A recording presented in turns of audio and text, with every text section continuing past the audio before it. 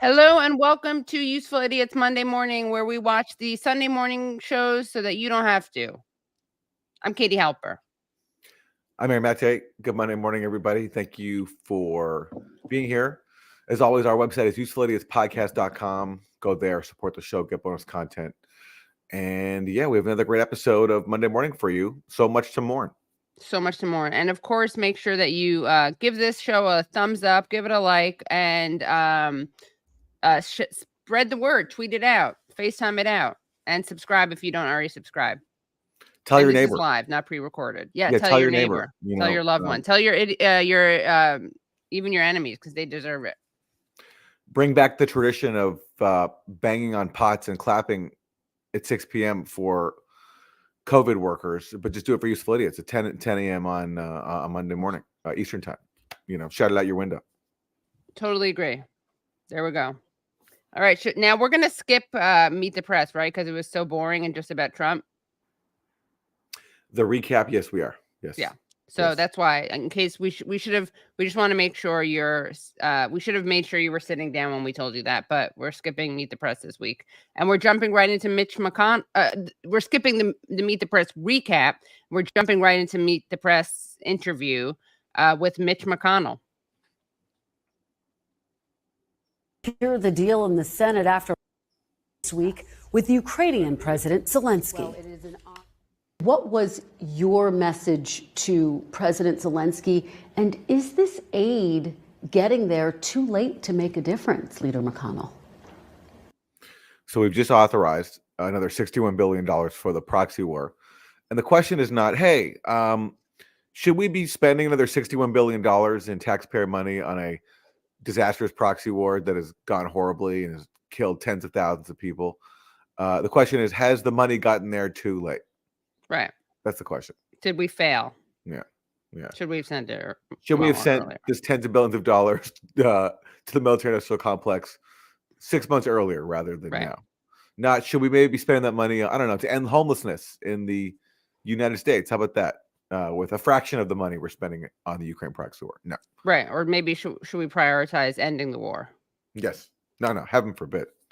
Heaven forbid. Okay. Let's hear Mitch McConnell's exciting response. I can only express my own view, which is that I'm with them. And I don't think we ought to try to force a settlement they don't want to make. I have the same view of Israel, for example. The administration basically saying you ought to have an election. It's not our job to tell a Democratic ally whether or not to have an election. Or also, and I think we've done some of this in both these countries, trying to give them restrictions on how they fight the war. We should not do that. How dare we try to infringe upon Israel's right to wage genocidal war? They're a sovereign nation, and they should be allowed to, with our money and support, violate international law. Well, great news for Mitch. Great news for Mitch. I mean, that's exactly what Biden is doing, contrary to what Republicans like to say, that Biden is somehow constrained Israel. He's given them carte blanche. It's recently emerged in the last few days that Anthony Blinken's been given all these direct warnings that, like, from his own staff, saying that that Israel's not following international humanitarian law by deliberately blocking aid, and that this should trigger an automatic suspension of U.S. aid. He also was apparently going to sanction some settler units or some Israeli military units in the West Bank. But even there, even though he said he would do that before, he's not even doing that. So, and there were some settlers in the West Bank who were sanctioned, and then Biden removed that sanction. So Mitch McConnell's criticism is very misplaced. Yeah, Biden's doing everything he wants and more. But it's the principle that we admire, regardless of what Biden's doing, which is that Israel should have unfettered, free reign to commit genocide. They're there. They're in the conflict. I don't think telling them how they ought to run their military operation is in our best interest or theirs. I want to get to the isolationism in your party, and I do want to get to the Middle East. But just on this. By the way, how is it not in our best interest? I mean, I like the fact that he's reminding the world that politicians view the best interests of Israel and the United States as totally connected.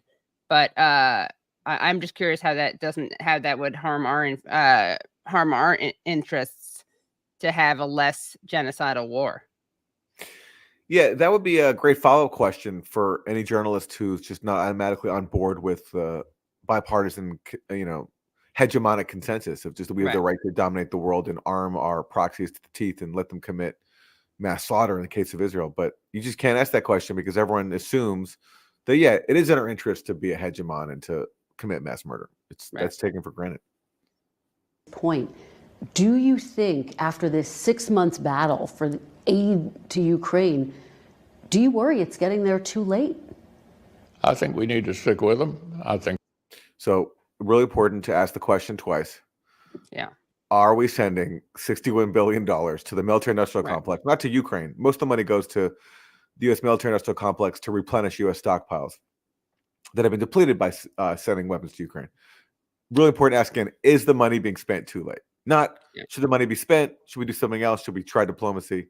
Is the money getting there? Is the aid getting there too late? Right. Well, that's why, Aaron, it's such an urgent question that she had to ask twice, which is why she wasn't able to have the time to say something like, so you're okay with the high civilian death count. You're okay with 34,000 people killed.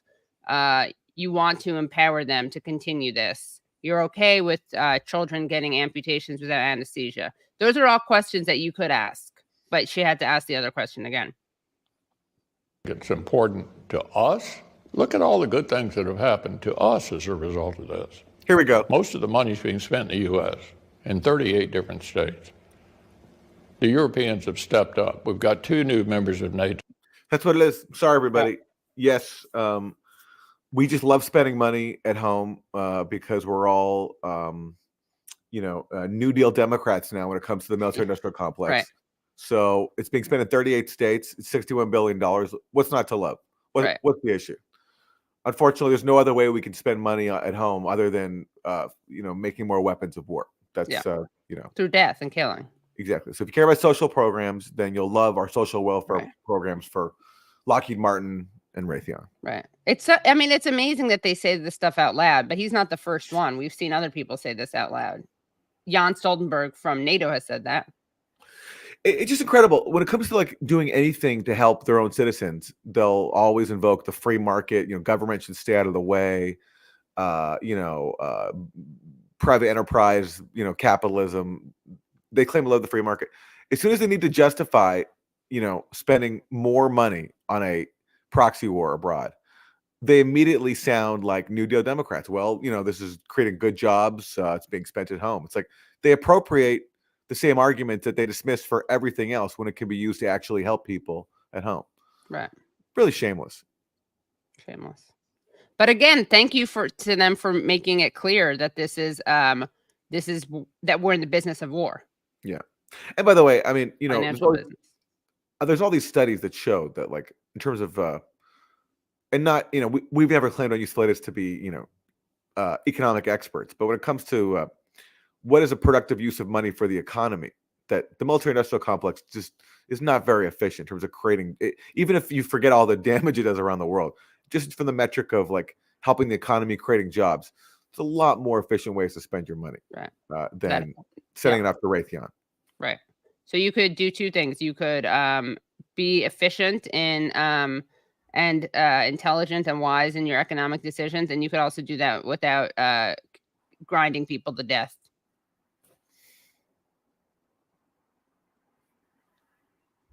So the Prime Minister of Japan here a couple of weeks ago spent a lot of time talking about Ukraine. And he had previously said, if you want to send President Xi a message, beat Putin in Ukraine. Okay, there we go. Okay, so that's another benefit of spending $61 billion more is we got the Japanese president to talk about Ukraine and say this is good for sending President Xi a message of China. So that's a lot of value right there. Well, that's a $61 billion message. It all goes back to, as our friend Lindsey Graham likes to say, Taiwan. Yeah.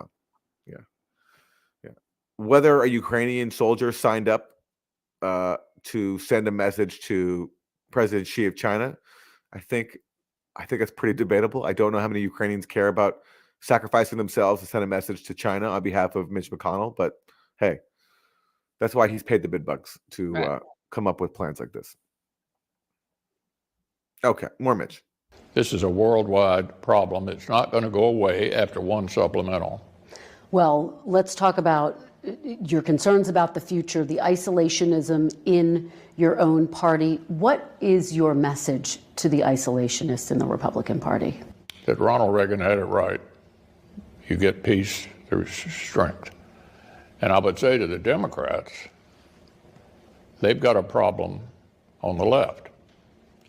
So it's not just us having kind of an isolationist discussion. You've got visible anti-Semitism on the left. So we've all got to get serious about the challenges ahead of us. Engaging in anti-Semitic behavior in the United States needs to be stood up to by the administrators of these colleges. Well, we're going to talk about the colleges. Anti-Semitism, though, is not just a problem that's unique to one party or another. I mean, anti-Semitism is something that the country is facing together. But I do want to... Tremendous pushback there. Tremendous pushback.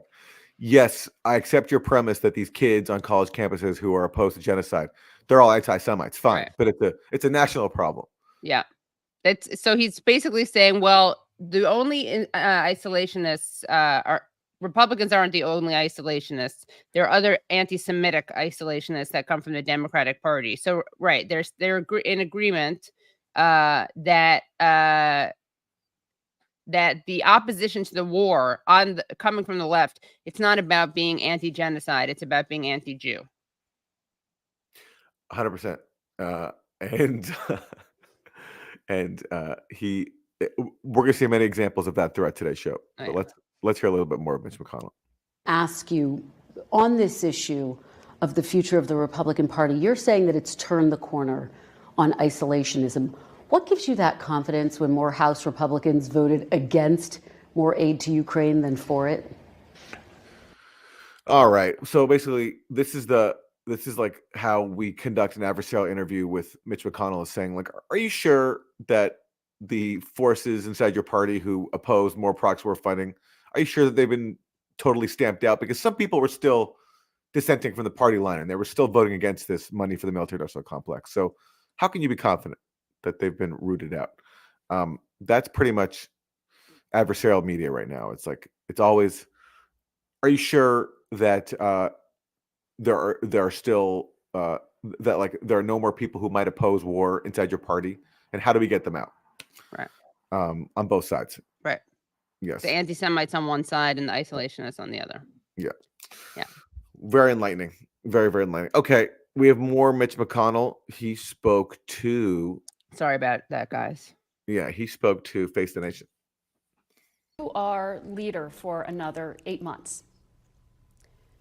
But you've said you're going to stay and serve out your term. Donald Trump may again become president.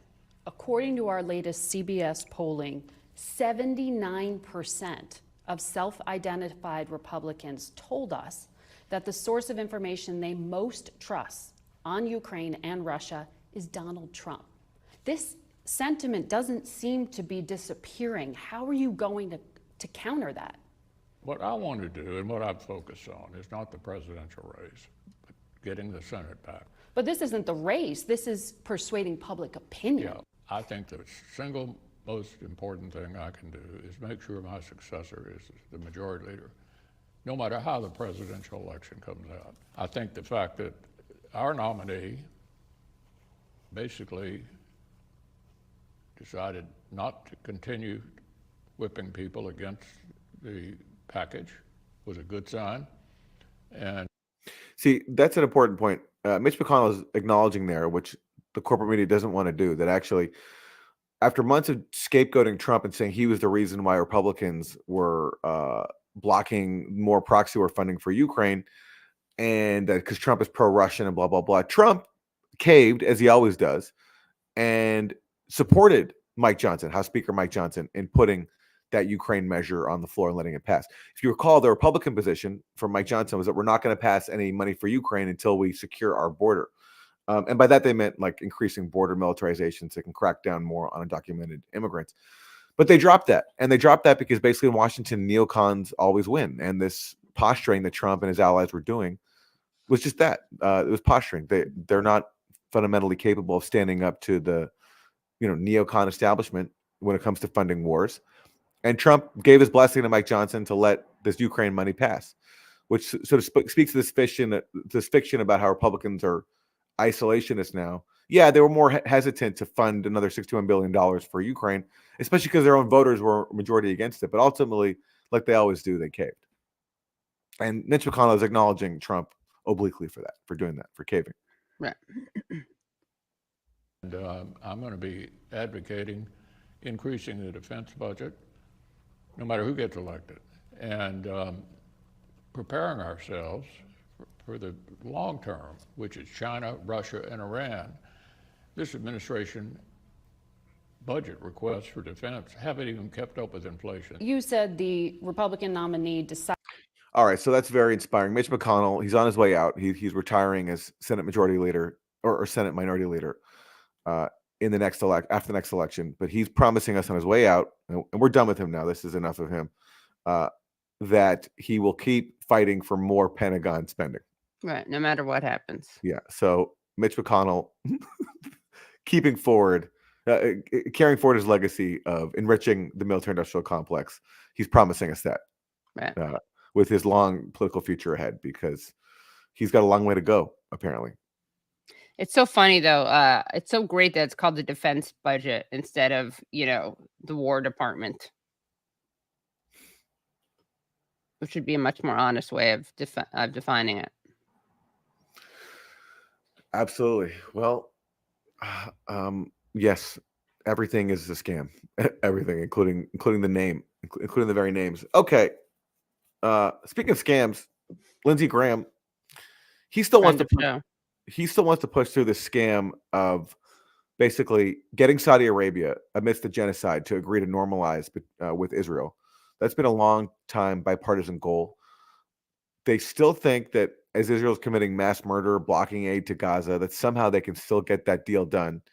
And the aim of that is to, if Israel and Saudi Arabia normalize, then the Palestinian issue is permanently sidelined, because one of the few things that have been preventing normalization between Saudi Arabia and Israel is that there's just so much anger in the Middle East against Israel for its mass murder that Saudi Arabia has felt it can't go ahead and normalize. But yet it's the dream of people like Lindsey Graham to push that through anyway and sideline Palestinians for good. So there's some debate on this, but lots of people see this as being one of the things that motivated October 7th. The Abraham Accords moving forward. Yeah, I'm not sure about that one. Well, that's why I said there's debate about it. Yeah. I guess I'm not sure where I am in that debate spectrum. Right. It's a good question. Yeah, I'm not sure about it. Okay. Anyway, well, let's hear the insights of Lindsey Graham. The Secretary of State Blinken is on his way to Saudi Arabia after he said on Friday that he thinks it is possible to strike a deal to normalize relations between Saudi Arabia and Israel, even without a ceasefire in Gaza. You were in Saudi Arabia very recently, last month, and you were pushing for this normalization deal.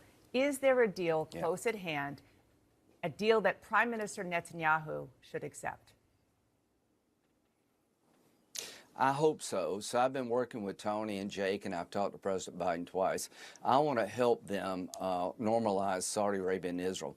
Saudi Arabia wants a mutual defense agreement with the United States. We've been working on. I love how he's on such friendly terms with Antony Blinken and Jake Sullivan. Yeah, I know. Tony and Jake. I know, Tony and Jake. It's great. Tony and Jake. It really speaks again to the bipartisanship, and that's Jake. Yeah, Antony Blinken and Jake Sullivan. It really speaks to the bipartisanship of genocide.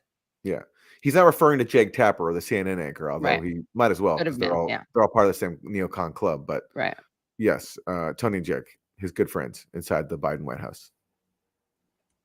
on this for weeks, to Tony and Jake, get on with closing the deal on the treaty. Without the treaty, MBS cannot recognize Israel. And part of the deal will be coming up with a solution to the Palestinian problem.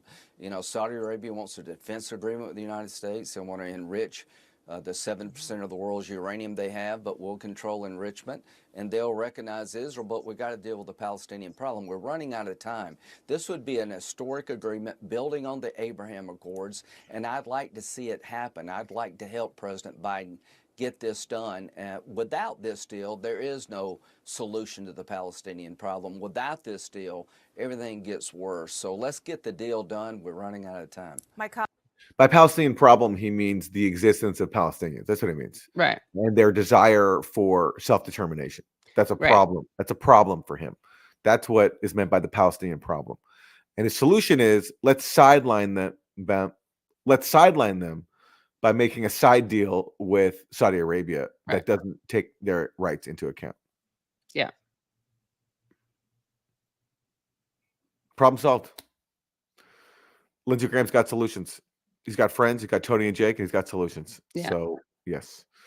And he's like a friend giving support. Yeah. Have we heard enough Lindsey Graham? I think we have. Yeah, probably. We can keep it moving. Oh, but I mean, this is even worse. From Lindsey Graham to John Kirby. Let's hear what he has to say to George Stephanopoulos. Joining us again, let's start out with Secretary Blinken's mission. He's going to be in the Middle East tomorrow. What's on the table? What are the prospects for getting that ceasefire and the hostage release? That's going to be right at the top of the list for Secretary Blinken, to keep pushing for this temporary ceasefire. We want it to last for about 6 weeks. It would allow for all those hostages to get out, and of course to allow for easier aid access to places in Gaza, particularly up in the north. So he's going to be working. By easier aid access for the people for Gaza, he means Israel's still blocking trucks from going in, as they've done from the start. And despite claims from the Biden administration that Israel's not doing that and that they're pressuring Israel, he just means that, yes, if finally the hostages, all of them are released, then finally Israel will stop. Well, he's suggesting Israel will stop blocking so much aid, but which, of course, there's no guarantee of that. Right. And he's acknowledging tacitly that Israel's deliberately starving the people of Gaza. Right. That's what he means by easier. Mass punishment and collective punishment and violation of international law. But it's just amazing because they won't actually pressure Israel to do anything, including letting in aid trucks. They just have had the same line for more than 6 months. We're doing everything we can. You know, we need to surge aid. It's always perspective. It's always somewhere in the future. It never actually happens because they're letting Israel commit mass starvation and mass murder. Yeah. Let's hear more on that very, very hard. He'll also be talking to the Israelis about their intentions and their thinking about Rafah military operations and sort of where they are in the planning stages for that. Doesn't it? But if they go into Rafah, ceasefire is off. Any prospect of any short term of short ending to this war is completely over. Well, look, I think again we have to have a better understanding from the Israelis about what they want to do. As a matter of fact, we've had several staff talks with them. We intend to do that more. They've assured us that they won't go into Rafah until we've had a chance to really share our perspectives and our concerns with them. That's nice. They're going to let America share their concerns, which they will then ignore, as they've done at every stage in this. Yes, operation. And also, John Kirby is tacitly acknowledging there that previous U.S. conditions for an Israeli assault on Gaza have been thrown out. The initial line, they were saying for an Israeli operation against Rafah, that Israel needs to have a credible plan to protect civilians. Civilians, yeah. Right? That was the condition. That's what we heard for weeks and weeks and weeks. Now John Kirby is saying they've assured us they're not going to go in until they've given us a chance to air our concerns. Right. So even their own supposed conditions have been quietly abandoned, which is what they always do, because this has been the line from the start. We're talking to them. We're airing our concerns. Of course, whatever concerns they claim to have shared behind closed doors hasn't deterred Israel from committing mass slaughter repeatedly over and over and over. Right. And for the Biden administration to keep arming them to the teeth and blocking any efforts to have oversight. But Aaron, it gives them a chance to chat, and that's always important. Communication between friends is really important. Yeah. Yeah. That's what it comes down to. I mean, everything is just a talking point to facilitate mass murder. Everything. Yeah. You know, in the early weeks of the genocide, it was okay. We're going to send them smaller bombs, Right. Because these bombs are too big to drop on urban areas. But they've sent the exact same bombs, these 2,000-pound bombs that are meant for war zones, not urban environments. So everything is a scam. Everything is a scam, and that's John Kirby's job. And somehow the media lets him get away with it. There's very little challenge to him. Yeah. And pretty much no challenge to him on these shows. Right. So we'll see where that goes. Obviously, George, if we're able to get this hostage deal in place, and we are still working at that, Hamas has not fully rejected it. They are considering this proposal on the table. If we can get that in place, then that gives you 6 weeks of peace. It gives you no fighting for 6 weeks, and that includes no fighting in Rafah. And what we're hoping is that after 6 weeks of a temporary ceasefire, we can maybe get something more enduring in place. We want to see the end of the conflict as soon as possible. So give us a pause on the genocide, and maybe we'll end it permanently. But we probably won't, because we've facilitated it at every stage so far. And that's what they're asking Hamas to accept. Basically, free all the hostages, get 6 weeks of a pause on the genocide, and then Israel's going to resume, no matter what John Kirby suggests to the contrary. It's really disgusting. Okay, I think we have more John Kirby, because remember the whole thing with the pier? Biden was going to build a pier off the coast of Gaza to facilitate aid. I don't know. It's taking a while. In the meantime, Gaza civilians have been killed by having airdrops land on them because the U.S. and Israel are still blocking the land crossings. So John Kirby, I guess, will update us on the status of the pier. The humanitarian crisis is so dire right now. How quickly can this pier get put up, and why is that better than intensifying land operations? I wouldn't say it's better, George. It's another alternative. It certainly will help increase the volume of aid that's getting into Gaza, but nothing can replace, quite frankly, nothing can replace the ground routes and the trucks that are getting in. And I will say that they have been increasing the amount of trucks that have been getting into Gaza. Now, there's still challenges on the ground and getting it up into the north, but that's starting to happen. And the Israelis have started to meet the commitments that President Biden asked them to meet. This pier is now being constructed. It will take probably 2 to 3 weeks before we can really see it in operation. You know, there are still protests going on at the land crossings between Israel and Gaza, where people are still out there trying to blockade.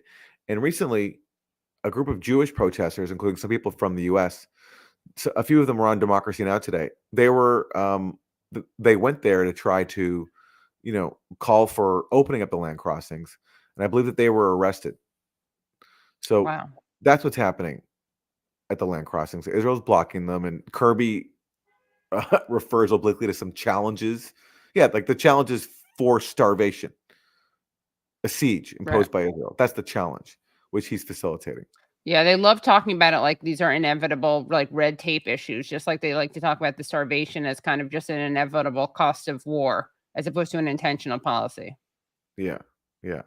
And so people were arrested trying to bring food into Gaza. That's what happened, including two American Jews, Rabbi Alyssa Weiss and the novelist Ayelet Waldman.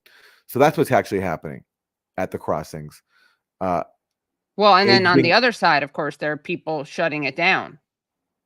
Yeah, exactly. Doing everything they can to not let it through. Yeah. Yeah, and they're not being arrested; they're being encouraged. So people trying to break the blockade, they get arrested. People trying to force the blockade, it's like a party. It's a carnival.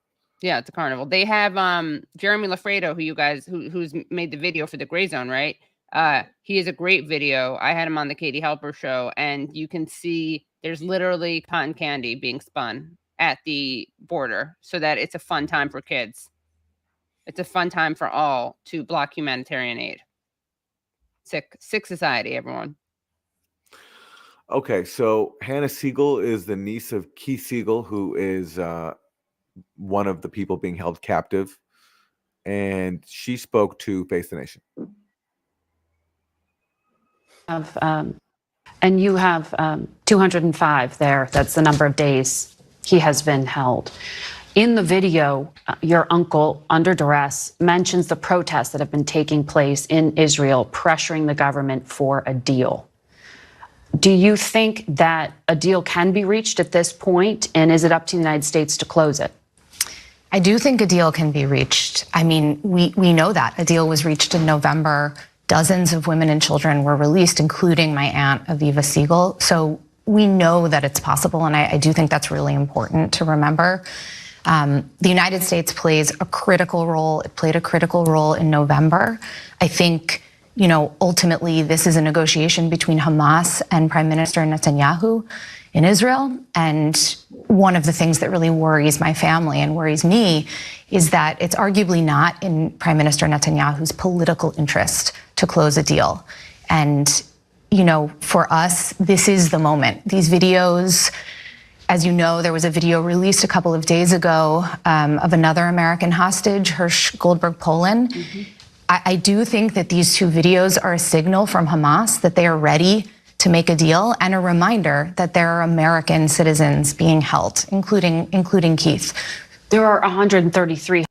So, you know, there's an acknowledgement that it's in Netanyahu's interest to prolong this mass murder campaign and to jeopardize the lives of the remaining captives accordingly. You know, there was I believe a former spokesperson for the hostages' families recently said that they all could have been released early on had Netanyahu accepted a deal, and he blamed Netanyahu for what's currently going on, if I have that right.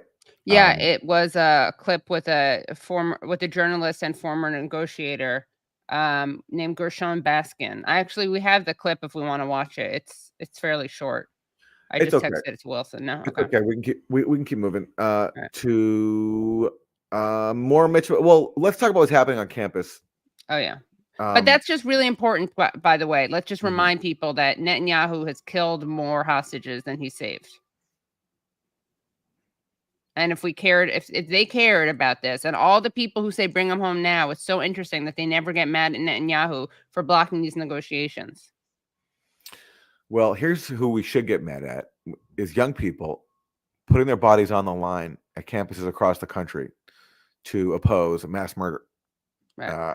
Because they are really drawing the ire of everybody, of Republicans, Democrats. Joe Biden's called them anti-Semites. Mitch McConnell has called them anti-Semites. Netanyahu made a video basically calling for them to be censored, and which is, you know, an Israeli leader telling the U.S. what to do with its own free speech and its own campuses is pretty extraordinary. But that speaks to the Israeli entitlement that they feel as a U.S. client. So Mitch McConnell has thoughts on the wave of protests encampments across the country. Yeah. Let's move on to the tensions in the Middle East that have spilled over across this country. As you referenced, we have seen pro-Palestinian protests on college campuses all across the country. House Speaker Mike Johnson was at Columbia University this week. He said, quote, "This is dangerous. This is not the First Amendment. This is not free expression." Do you agree with him? Is that your assessment too? I think it's a dangerous situation. You said pro-Palestinian. There's also anti-Semitism, which is completely unacceptable. I've been shocked to see that in this country. First responsibility is the administrations of these colleges. That's the first responsibility. And so the speaker is correct in laying the blame on the administrators. When I was in college, and I bet when you were in college, there were plenty of debates, but we were not trying to shut people up and had aggressive civil discussions. Who's trying to shut who up here? Netanyahu's the one who just came out and said these people should be censored. Right. That's what Republicans are calling for too. So who's being civil and who's not? These people have set up encampments on university campuses. I've been to one. I went to the one at UCLA. Okay, you've been outside the one at Columbia. And I went to the one at City College. At CUNY as well. These are really impressive young people trying to oppose a genocide. Yeah. And they're extremely peaceful. Yeah. And it's if you look at the video footage that's come out of Zionist counter protesters, they're insane. Yeah. I just saw one, this is very common now with pro-Israel protesters, is wishing rape upon their, good one. Palestinian supporters. They're always talking about you should get raped. I mean, there's so many videos like this. Somebody even at one campus was yelling "kill the Jews." It turned out to be a pro-Israel supporter. Right. And pro-Palestine support protesters were arrested, even though this was a pro-Israel supporter saying that kill the Jews. So that's and also as I've said before, these encampments are so anti-Semitic that Jews were holding Shabbat Sabbath services and holding seders in these encampments. Yeah, of course. But honestly, even if there wasn't a single Jewish person at these encampments, and there weren't Jewish, services and rituals going on, even if there were, but which of course there are, because there's so many Jewish kids who are opposed to genocide. Right. Even if there weren't, even if for some reason you couldn't find one Jewish college student, even then the claim of anti-Semitism would be just as ridiculous. Right. It just makes it one level higher of ridiculous. No, I know. Yeah. But I'm just saying it's like it's just such a cheap use. It is. Yeah. Of the legacy of anti-Semitism, and they do it freely, and it's just we're Jewish, so it's particularly sensitive to see the legacy of it being weaponized in such a disgusting way. But they get away with it because no one challenges it. Yeah. It's very hard to challenge it inside the establishment. It is, but he's going to make a really good point right now. Ready? The responsibility of the college administrators, and to do anything else makes them look like they're sympathetic with one side or the other. And I think restoring order and civility to have reasonable debates is what needs to happen. To the students who are protesting peacefully, though, do they have a right to protest on college campuses? By the way, all of the students are protesting peacefully. Exactly. He's making it sound like to that subsection of students protesting peacefully, the only people who have engaged in violence have been the police. Yes. Oh, of course. Yeah. But I think people need to understand just the fact that we have the First Amendment doesn't give you the right to scream fire in a theater and run everybody out. I mean, sure, you're free to speak, but you're not free to harm others with your speech. I want to talk to you about abortion. Okay, what are they yelling that's the equivalent of fire?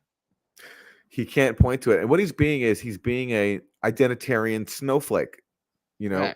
It's it's conservatives who have made fun of liberals and for, saying that there's limits on free speech and you can't harm someone with your speech. And what he means by harm in this case is calling out a genocide, calling out Zionism, that's harm. That's not protected speech. Right. That's, and he wants to crack down on that. He's being a snowflake. He's being exactly what so many conservatives make fun of liberals and college students for supposedly doing. They don't want anyone to feel uncomfortable. Exactly. And they're pretending that's harm. They're the most extreme identitarians in the country. Yeah. I mean, I think there are criticisms to make, or, just a fair point you can make about safetyism and the extent to which people's police can be the extent to which speech can be policed on the liberal, side. But this is the Republicans and supporters of Israel are extremely just beyond the pale in trying to police speech and trying to stop people from making genocide supporters feel, quote, unsafe. Right. And this is an important point, I think, from Jonathan Conklin, which is if there is a fire, then it is legal to yell fire. So these people are yelling that there's genocide, and there is genocide. But of course, that parallel doesn't work anyway because that doesn't cause stampedes. They're inside encampments on their own university, protesting peacefully. Yeah, they're not, and again, it's Zionist groups that are attacking them, and there are infiltrators pretending to be Palestinian supporters who are, doing really, really terrible jobs of trying to frame people as being as violent and supporting violence when, and we're just lucky enough that with that last case of someone saying death to Jews, or kill the Jews, we're lucky enough that a journalist, that was at Northeastern in Boston, but luckily a journalist was there and could say that was a pro-Israel protester. But think about how many times someone will do that without being exposed. Exactly. Yeah. Exactly. And also he's actually a boxer. I think his name is David or Daniel Kaminsky. He's a boxer and has a boxing studio in Los Angeles. And he was at a protest in LA the other day and spat at a protester and called him a bitch ass N-word. And I'm waiting to hear him be condemned by the media. And also, speaking about Jeremy Lafredo again, he had a video from early on at a protest in New York City where people were saying, kill all Palestinians, kill them all, not one left, Palestine, my DICK. And you didn't hear the media talking about that uncivil speech, that hate speech, racist hate speech. No. It's almost like there's a double standard. Okay, so Face the Nation did a recap of some of the protests happening at college campuses. Our Mark Strassman reports on those college campus protests that have erupted across the country. All the clamor on campus keeps spreading. A clash of more than ideas. Riot gear at Ohio State. Tasers at Emory University in Atlanta. Mostly pro-Palestinian protesters, at times scuffling with police, waved on by school administrators. Scuffling with police. That's an interesting way to describe police brutality. Like a dance, like it takes two to tango. No, there are people who've been knocked on the ground. I mean, there's footage of older professors knocked on the ground. Not that it's okay to brutalize younger protesters, but it just, I mean, all this talk of decorum and civility, they don't even respect elders. They just drag them onto the ground, bang them onto the concrete. But it's called scuff. But this is presented as like a clash between protesters and cops, as opposed to an assault by cops. Hundreds of arrests.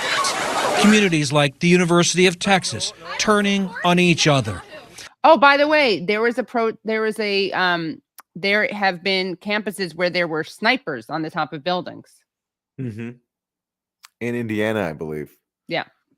Yes. Texas turning on each other.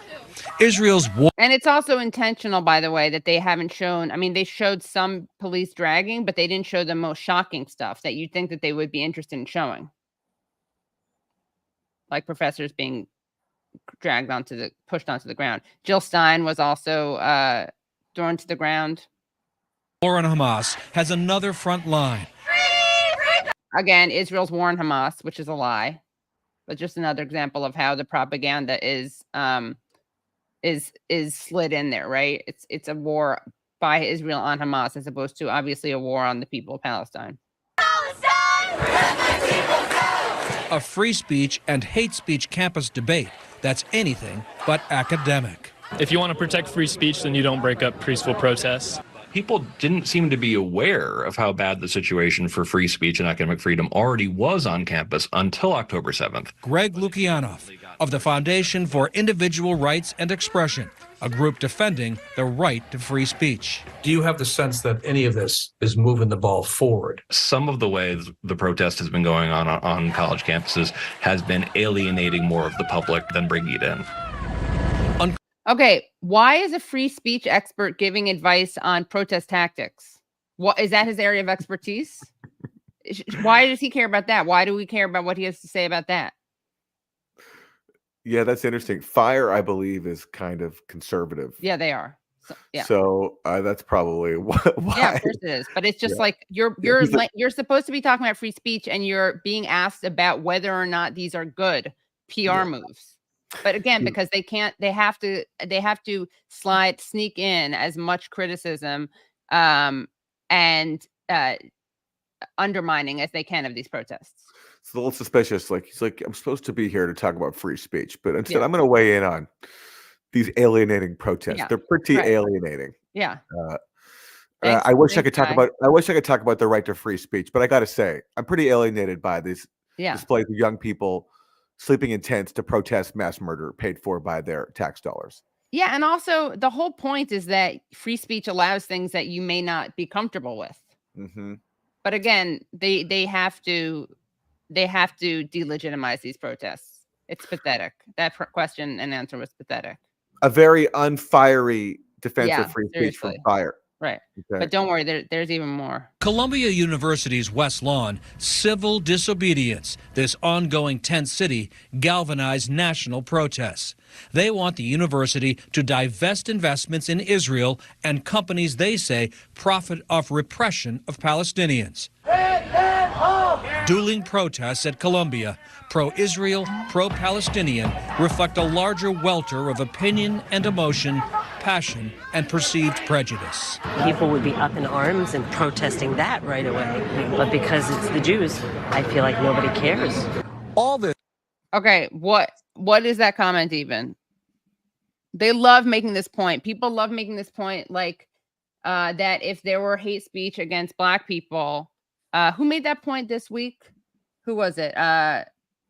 We released it, I think, on Thursday Throwdown. Oh, NYU professor Scott Galloway. Scott Galloway, yeah. Yes. You know, if there were racism against calls for lynching and anti-gay speech, people would care, but because it's anti-Jewish speech, which again, you are conflating anti-Zionism, criticism of Israel, with anti-Semitism, which is based on an anti-Semitic trope that states that all Jews are a monolith who blindly support Israel. But thanks for giving that woman the chance to make a totally incoherent point. This coast-to-coast commotion is well into its second week, and what began here at Columbia has now rippled overseas. From Paris to London, university students occupied buildings and marched in the streets. They're echoing this U.S. student movement, at times a moment that's been unflattering, even dark, from intolerant protesters to stumbling universities. Intolerant protesters? Unflattering? What's he talking about? Yeah. Unflattering. Well, don't worry, guys. We're going to hear more from Mr. Fire. Campuses are teaching young people to think like activists and less like scholars. When you're reduced to just shouting at each other, that is a failure of some of the things that makes higher education so special. Okay. Thanks again for weighing in on something totally not in your wheelhouse, which is free speech. Why on earth would you be telling us about your opinions on education? And again, is he coming in as like an organizer with tips on how to reach people? It's just so absurd. Like, this is the guy they have on for free speech, and most of the stuff that he's saying is not defending free speech. And he's resorting to the familiar tactic where you don't want to take a moral position on a pretty clear moral issue, in this case, mass murder.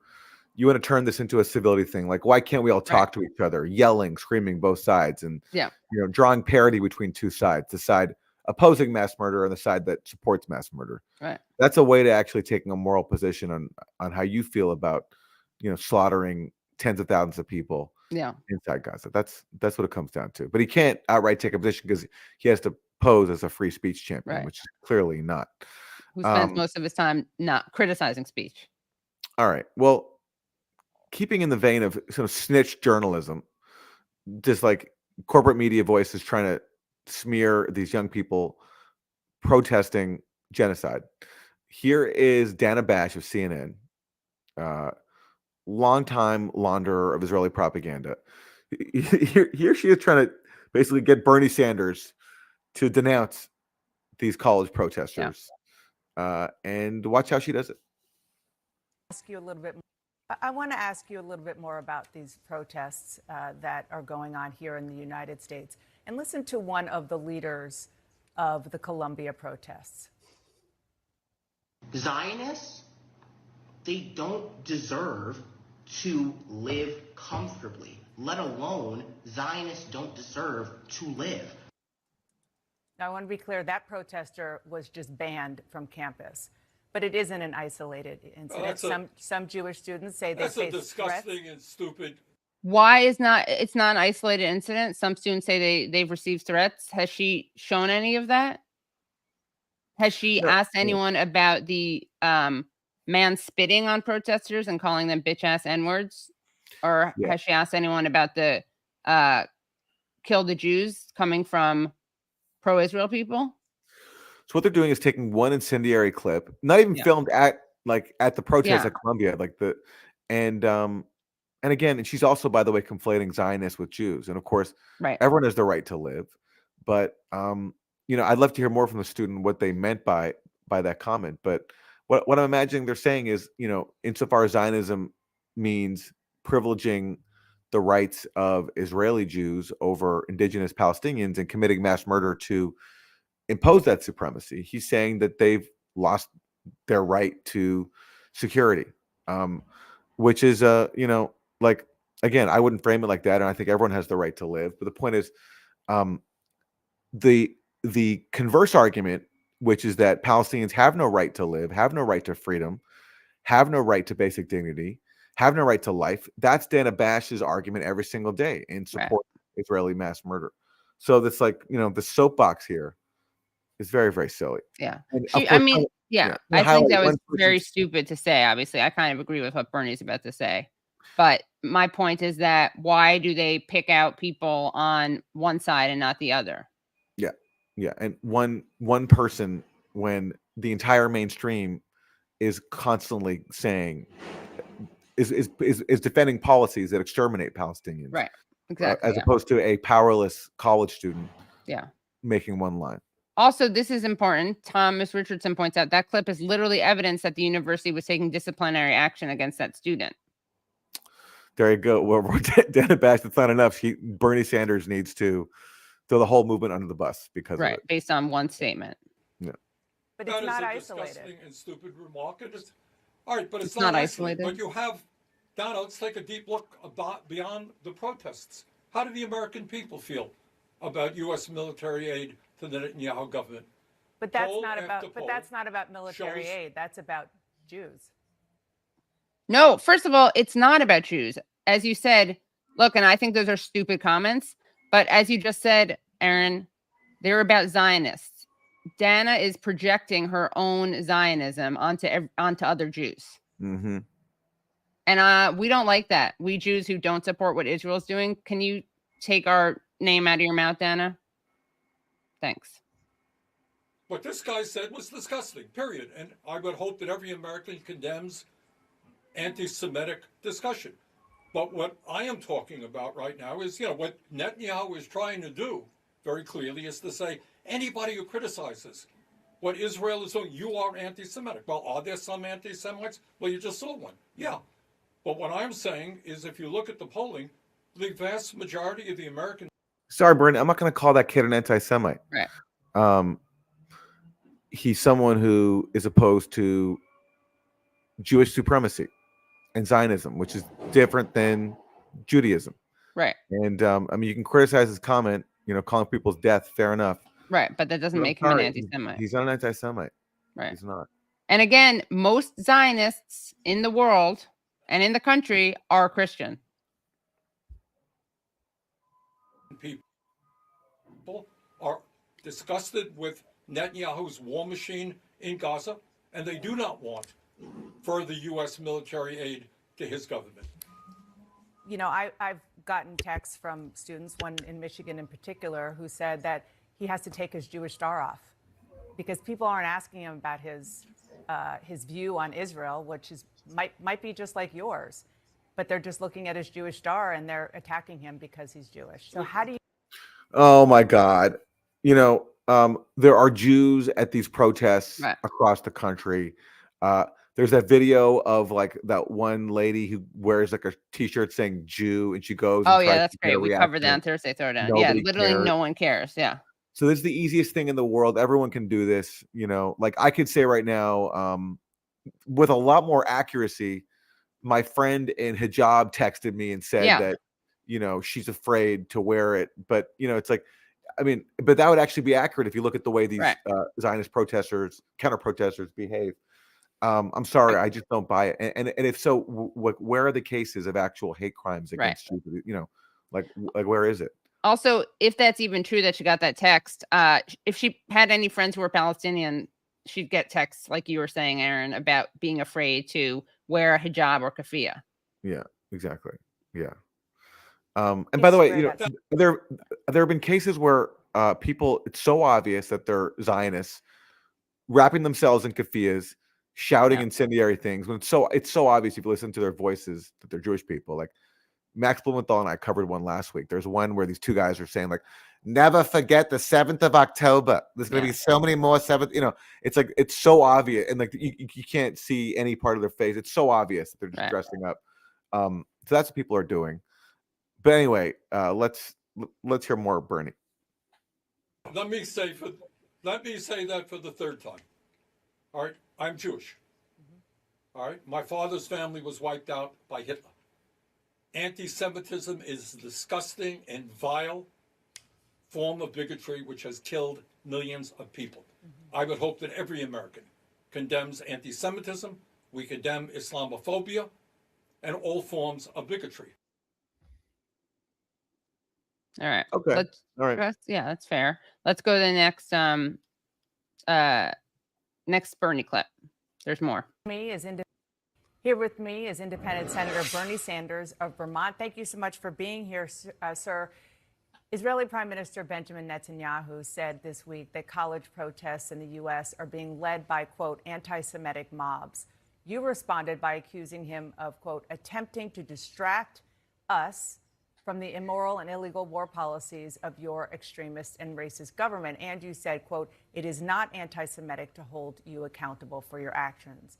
Senator, can't both things be true? There are legitimate criticisms of the Netanyahu government, but some of these protests have also clearly tapped into a deep undercurrent of anti-Semitism. Does she have any evidence for that? God. How about some of the media coverage has tapped into a deep undercurrent of Islamophobia and Jewish supremacy? Like everything is always like, okay, yes. Here's what's happening in front of us. You have Jews at these protests, joining Palestinians and their supporters to oppose genocide. But isn't there underneath all that, like below ground? We can't see it. But it's like it's there. It's deep. You can feel it. It's undercurrent. They can just come up with anything they want to justify their narrative. Yeah, without any proof. Yeah.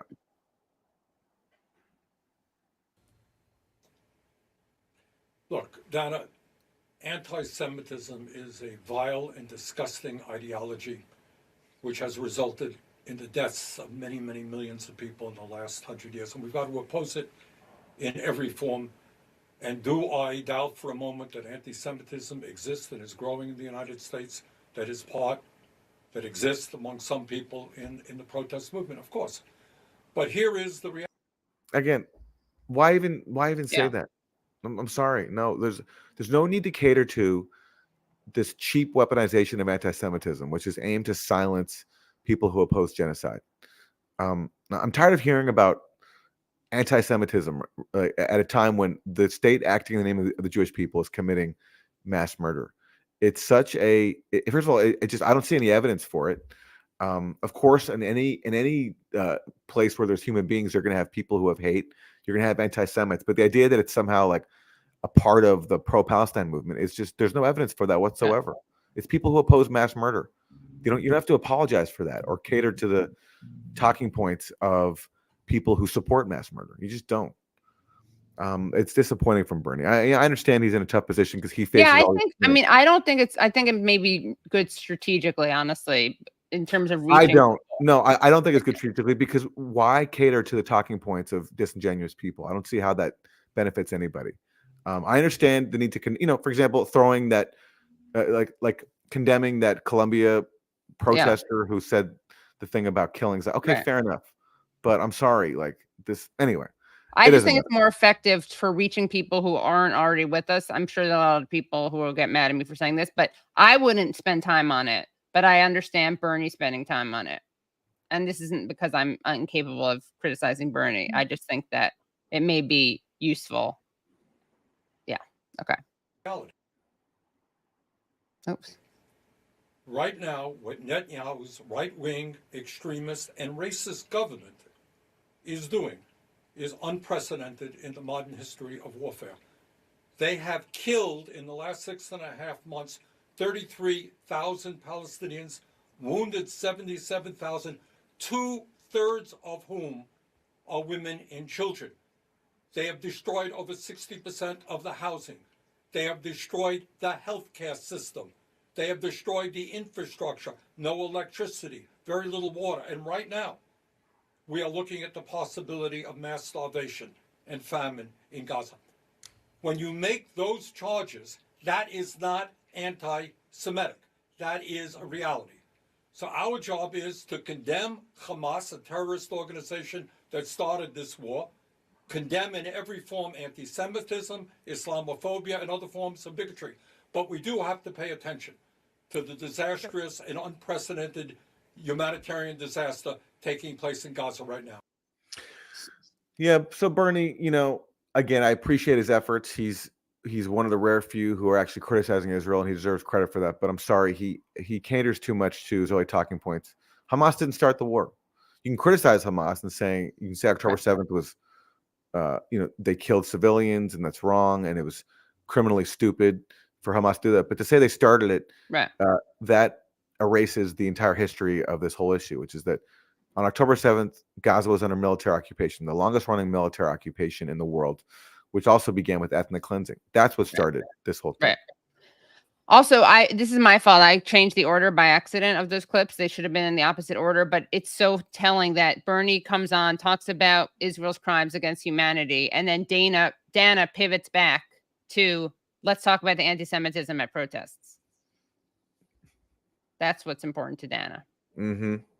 Well, are we going to actually hear should we skip the shout out to Summer Lee for making a good point, which is that anti-Semitism is not anti-Zionism, but should we skip to a more infuriating clip?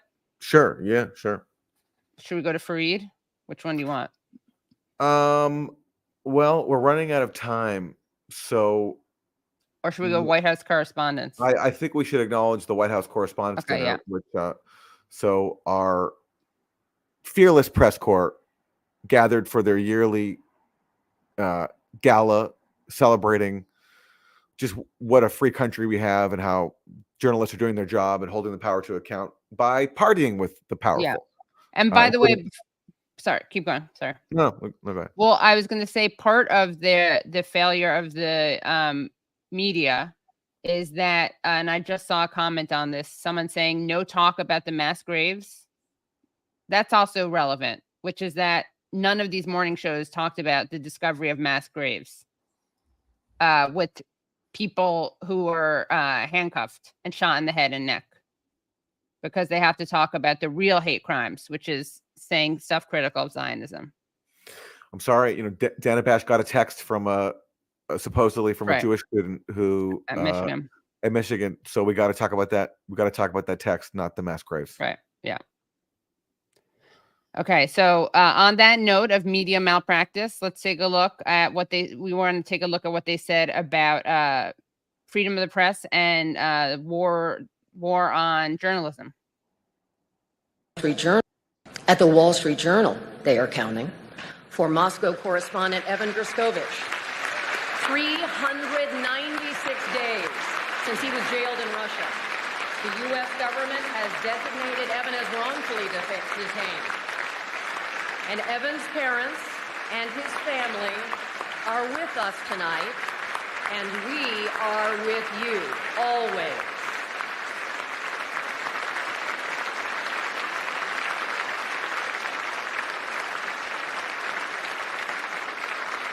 We remember Austin Tice, 4,276 days, nearly 12 years since he was kidnapped in Syria.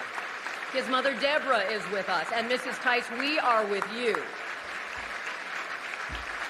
And Mr. President, again, we humbly ask that you do everything you can to bring them home. Our profession can be perilous. Since October, about 100 journalists have been killed, most of those deaths in Gaza, according to the Committee to Protect Journalists. Around the world, more than 320 reporters imprisoned as of December, including an American with... Well, they mentioned the Palestinian journalists. I know. I couldn't believe it. I mean, they didn't say who killed them, which just seems like relevant info. Like, who killed all these journalist colleagues of ours? And targeted them, knowing where they lived and killing them and their families. Yeah. And who is funding them. Yeah. I mean, especially in journalism. That part out. In journalism, the whole thing is, it's important to deliver facts Right. and to name names. And unfortunately, that wasn't done there by this journalist. But Right. at least they, I mean, it's, you know, Or I'm follow surprised. the money I'm surprised they acknowledged the murders of at all. of Yeah. Palestinian journalists in Gaza. Right. Right. Okay. Well, listen.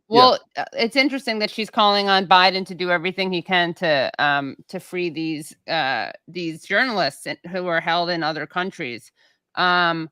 It's interesting that, you know, who they could have invited to that White House press dinner would have been Stella Assange and Julian Assange's kids, another journalist who's locked up. But of course, they wouldn't have done that because that is locked up. He's locked up by Biden. And then she could have said, Biden, do everything you can, which literally is a phone call to the Justice Department to stop persecuting and imprisoning Julian Assange. But instead, he's pursuing Assange. Okay. Should we do the last clip? I mean, it's so cringe, but yeah, let's do it. So the MC of the night, or the featured comedian, was Colin Jost of SNL, who gave a touching tribute to President Biden. And decency. And with my family in mind, I wanted to share one last thing with you before I go, and I wanted to share one thing with you, Mr. President, before I go. I lost my grandfather this year, as you alluded to, a firefighter, William Kelly. He's the reason that our son's middle name is William. So I couldn't help but think about, you know, by the way, this last week, Rafat Al-Ariers, the killed poet and translator and professor, who was targeted and killed with his sister and some of her relatives when Israel targeted the sister's apartment, not the building. They just targeted the apartment. He lost his daughter and grandson this week. And it's nice that Colin Jost, I'm not happy his grandfather died, but it's nice that his grandfather died not by being buried alive or bombed. He helped raise me growing up, and I would not be here today without him. My grandpa was a firefighter on Staten Island for 40 years. To make extra money for his family. All right, sorry, I don't care about his grandfather. Let's just skip to his, kissing the feet of Joe Biden, and then we can get out of here. You made fun of him running upstairs there. I think that's the extent to adversarial comedies. You make fun of the president for falling up the stairs. It's because he didn't try to run up them. The other 30% was for Giuliani. So we're not always on the right side of history, Mr. President. There we go. My grandfather, a Staten Island firefighter, voted for you, Mr. President.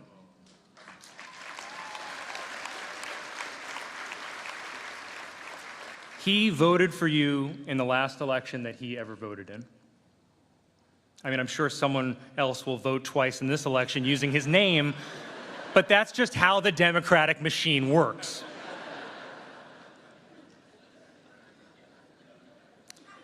He voted for you, and the reason that he voted for you is because you're a decent man.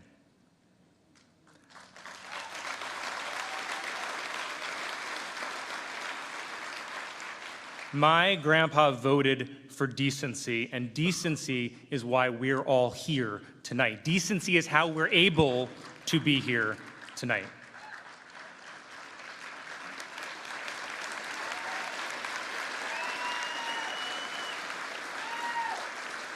Decency is how we're able to make jokes about each other and one of us doesn't go to prison after. We go to the Newsmax after party. Okay, so he's joking, so yes, we're so decent that, journalists aren't jailed except for Julian Assange, who remains in prison for the crime of exposing U.S. state crimes. That's what Julian Assange did, and he's still being locked up, prosecuted by Biden for that. He wants to extradite him. And then again, decency. I mean, I don't know how many people are in that room, say like 2,000. So multiply that by 15, and you still don't have the amount of people who Joe Biden has helped kill in Gaza with U.S.-made bombs. So that's the decent guy. Anyway, how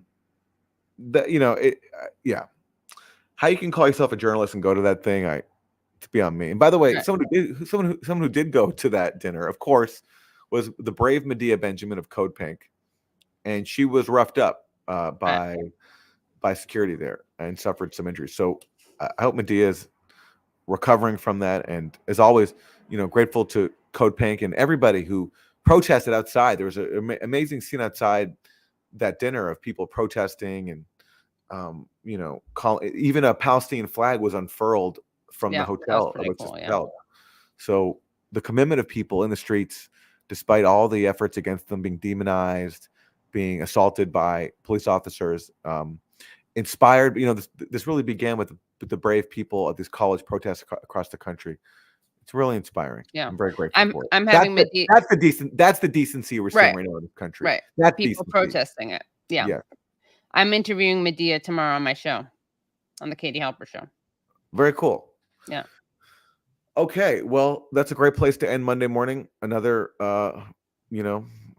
depressing episode, but hopefully we made you laugh a little bit. Yeah. And